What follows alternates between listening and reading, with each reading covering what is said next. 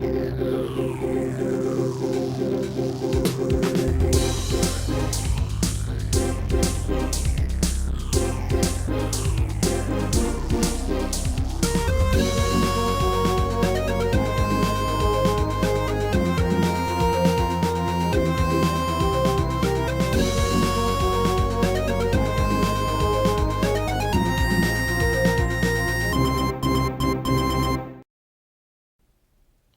and welcome to a new episode of Banana Slug News. I'm Frank Nunez. And I'm Mona Lisa Noor Mohammadi. This week, Banana Slug News is celebrating its 2-year anniversary, and we have a great show to back it up. So without further ado, here is our first story. On October 18th and 19th, the UC Regents made a rare visit to the UCSC campus. Students and police were there to greet them outside the new Humanities Lecture Hall. On the scene was our very own Sean Kilby. The UC Board of Regents are visiting our campus for the first time in nearly 4 years. And as you can see, the student body has taken notice. Hundreds of students, faculty, and community members gathered in the Quarry Plaza in preparation for a protest of the Regents' visit. As you can see, there's lots of different issues associated with the Regents. So there's students from all sorts of different organizations out here today. Y'all know why we're here. We're here to let the Regents know that the students are the ones running this school, not the Regents, right?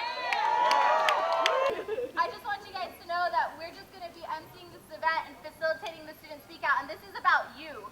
So if you guys feel compelled to say something, if you feel compelled to get up here on the mic and represent, please come up and do that. The group represented a number of issues, ranging from concerns over campus expansion and nuclear weapons testing, to opinions on tuition hikes and fair wages for campus workers. I guess, for me, the Regents don't seem to listen to us, and the time has come to really try and force our views on top of them. The first item on the Regents' agenda was a 20-minute public comment session. Such a forum is required by law anytime the Regents make a formal campus visit. 15 minutes is definitely not enough time for us to get our points across, especially with the issues that we're going to raise today. We need one-on-one conferences with the Regents to get our word out. We need to let them know that 15 minutes is just not enough. I think to have an informed debate, people should, for a start, not be audience and panel. Everyone should be sitting in a circle. I think that the Regents aren't going to listen to us because they've got different priorities to us, and they've got to account to higher people than us. And so I think for them, we're just an inconvenience, and that shows in the question and answer sessions. Down and taking it back, shutting it down and taking it back, shutting it down and taking In it back. preparation for the Regents' visit, a number of campus organizations got together to plan their own course of action. The result was a plan that included barring the Regents from entering the lecture hall where the public comment session was to be held, in order to stage their own speak out. Ho ho! UC Regents got to go! Hey hey! Ho ho! UC Regents. I hear that the students have issues, and I actually went to the rally so that I could hear what those issues were. I think they want to be heard by the Regents, and I think they're frustrated by the fact that there isn't enough opportunity, they feel, a public comment for their concerns to be heard. And I think that's why they're here.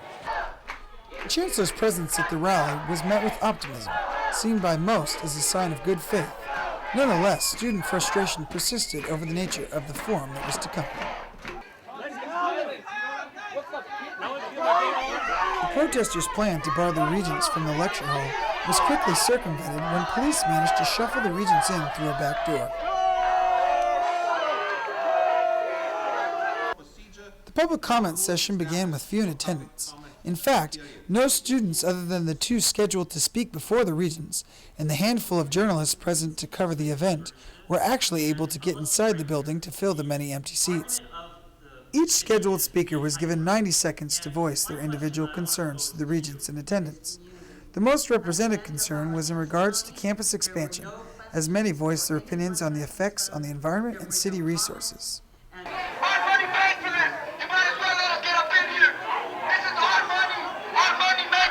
Shortly after the 20-minute session was complete, the unrest that had developed outside spilled in through the main doors.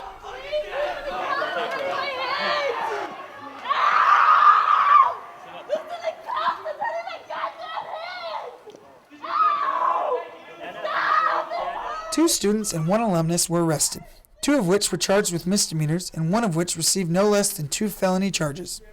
Meanwhile, violent conflict outside between police and students persisted. Many students and police officers were pepper sprayed, as physical altercations escalated.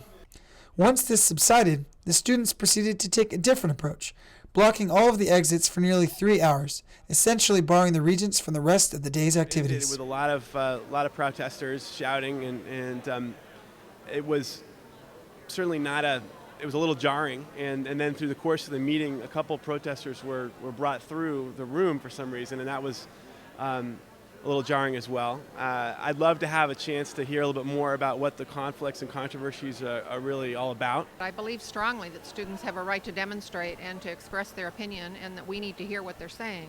However, in today's demonstrations, I have learned that 2 police people were hurt, and I think that that kind of activity in a demonstration is totally unacceptable and is not within the spirit of communication, and I don't think it's appropriate, and I think they need to be held accountable for that. After much negotiation, the regents were allowed to leave on buses. The rest of the day's tours and activities canceled. Chancellor Blumenthal later issued a message to the entire UCSC community, stating that, quote, "We are deeply troubled by the lack of civility and outbursts of violence that occurred during the demonstration," end quote. At the end of the day, the students certainly had their presence felt, yet many remain uncertain how much impact they really made. I think they might hear us. I don't think they'll listen to us. I honestly don't. But perhaps media coverage will change the tide. You know, like we're all small fish in this world, but if we get together, we can beat the big fish, I guess. With the regents' trip to UCSC complete, we find ourselves asking very important questions. Were the students' voices heard? And was the regents' first trip to UCSC since 2002 a fruitful one?